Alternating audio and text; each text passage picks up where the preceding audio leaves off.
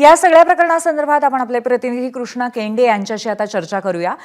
कृष्णा, कुठेतरी एकंदरीत हा कालपासनाचा प्रवास बघता अजित पवार यांची नियोजन समितीबरोबर झालेली बैठक आणि त्याच्यानंतर थेट भगवानगडावरती धनंजय मुंडे यांचं जाणं आणि त्यानंतर त्यांची केली गेलेली पाठराखण, यामध्ये कुठेतरी त्यांना नवसंजीवनी मिळू शकते असा याचा संकेत आहे का? काय अर्थ लावायचा याचा कृष्णा?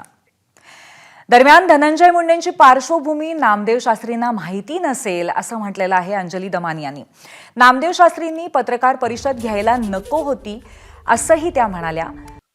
नामदेव शास्त्री यांनी धनंजय मुंडेच्या पाठीशी भक्कमपणे उभा राहण्याचा निर्णय घेतलेला आहे आणि याकडे आपण वेगवेगळ्या घटनांना पाहणं महत्त्वाचं आहे। ते काल डीपीडीसीची मीटिंग झाल्यानंतर थेट भगवानगडावरती पोहोचले।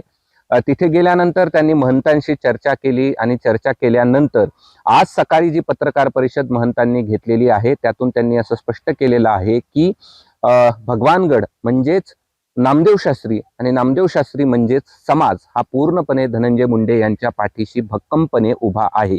आता या भक्कमपणे उभा आहे याचा संदेश नेमका कुणाला द्यायचा हे पाहणं महत्त्वाचं आहे, कारण की राजीनाम्याची चर्चा सुरू होती, दिल्लीची वारी या ठिकाणी झालेली होती आणि या दिल्लीच्या वारीनंतर ही सगळी मीटिंग नामदेव शास्त्री यांच्या सोबत झाली आहे। त्यामुळे हे स्पष्ट आहे की धनंजय मुंडे हे संकटात आहे आणि या संकटामध्ये धनंजय मुंडेंना आणि नामदेव शास्त्रींना आणि वंजारा समाजाला, भाजपाला हे सांगायचं आहे का की धनंजय मुंडेंना हात लावाल तर वंजारा समाजात विरोधात जाईल, की हे अजित पवारांना सांगायचंय की तुम्ही जर धनंजय मुंडे यांच्या राजीनाम्याचा विचार जरी करत असाल तरी समाज विरोधात जाण्याची शक्यता आहे आणि त्यामुळे हा दबाव तंत्राचा वापर या ठिकाणी आहे का हे देखील यावरनं विचार करण्यासारखं आहे। आणि त्यामुळे खरं तर नामदेव शास्त्री म्हणजे समाज आणि समाज म्हणजे नामदेव शास्त्री हे गणित आहे, कारण की भगवानगडावरती बंजारा समाजाची अपरंपार श्रद्धा आहे, हे एक मोठं श्रद्धास्थान आहे। नामदेव शास्त्रीचा शब्द हा समाजासाठी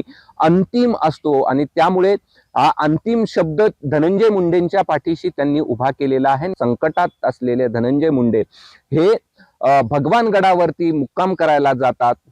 सकाळी नामदेव शास्त्री त्यांच्या पाठीशी स्वतःचा आशीर्वाद देतात, म्हणजे समाज पाठीमागे उभे करतात। आता धनंजय मुंडेंचा जो राजीनामा मागितला जातोय त्यात नेमकं काय होणार आहे आणि हे सगळं मात्र आता पाहणं महत्त्वाचं असणार आहे। एबीपी माझा, उघडा डोळे बघा नीट।